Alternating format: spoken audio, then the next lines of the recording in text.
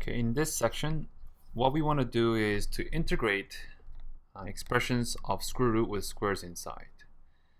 Okay, so often these are very hard to integrate directly. It's the square root that makes things difficult, okay, with two terms inside.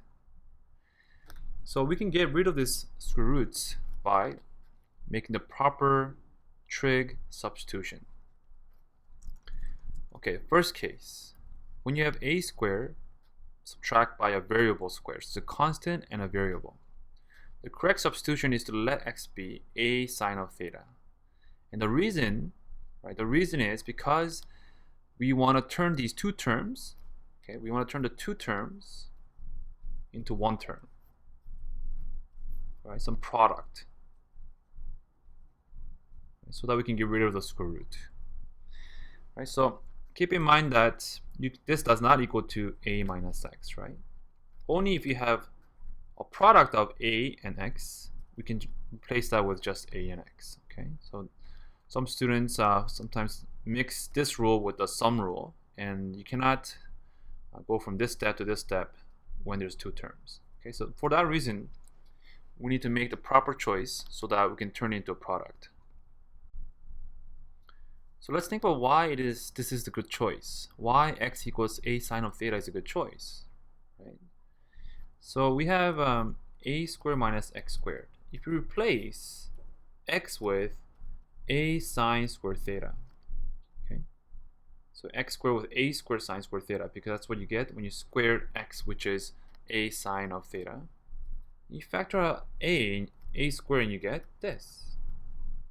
Okay, this is the correct choice because this will turn into a single term squared.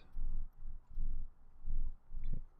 So it's all about turning the two terms into a single term like this, so that we can get rid of the square root expression and get a simple expression of a cosine of theta, which we can easily integrate. Okay, the reasoning is same for why this the second case scenario here, why x needs to be replaced with a tangent of theta. Okay, it's because we know that 1 plus tangent squared theta is going to turn into a single term squared. Okay, so if you replace x with this, right? So let me do that here. A squared plus x squared. X is a tangent of theta squared.